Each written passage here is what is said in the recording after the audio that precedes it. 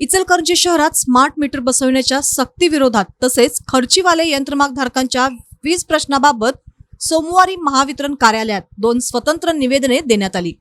यावेळी आंदोलक व अधिकाऱ्यांमध्ये काही काळ तणावपूर्ण वातावरण निर्माण झाले होते। महाराष्ट्र यंत्रमागधारक सेनेच्या वतीने देण्यात आलेल्या निवेदनात स्मार्ट मीटर बसवण्याच्या निर्णयावर तीव्र नाराजगी व्यक्त करण्यात आली। स्मार्ट मीटरमुळे वाढीव वीज बिले, चुकीचे रीडिंग, तांत्रिक बिघाड तसेच ग्राहकांच्या गोपनीयतेचा प्रश्न निर्माण होण्याची भीती व्यक्त करण्यात आली। ग्राहकांची लेखी संमती घेतल्याशिवाय स्मार्ट मीटर बसवण्याची सक्ती थांबवावी अशी मागणी आंदोलकांनी केली।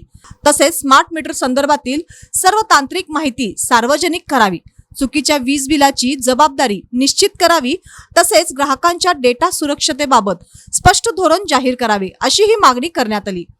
दरम्यान कोल्हापूर जिल्हा सहकारी पॉवरलूम असोसिएशनच्या वतीने खर्चीवाले यंत्रमागधारकांच्या वीज प्रश्नाबाबत दुसरे निवेदन देण्यात आले। गेल्या 13 वर्षांपासून मजुरी वाढ न झाल्याने यंत्रमागधारक गंभीर आर्थिक संकटात सापडल्याचे निवेदनात नमूद करण्यात आले आहे। आंदोलन सुरू असताना कोणत्याही यंत्रमागधारकांचे वीज कनेक्शन तोडू नये तसेच थकीत वीज बिलासाठी पार्ट पेमेंटची सुविधा उपलब्ध करून द्यावी अशी मागणी करण्यात आली। यावेळी पुंडलिकभाऊ जाधव, नंदकुमार लोखंडे, शहाजी भोसले, विनय महाजन, धर्मराज जाधव यांच्यासह विविध संघटनांचे पदाधिकारी उपस्थित होते।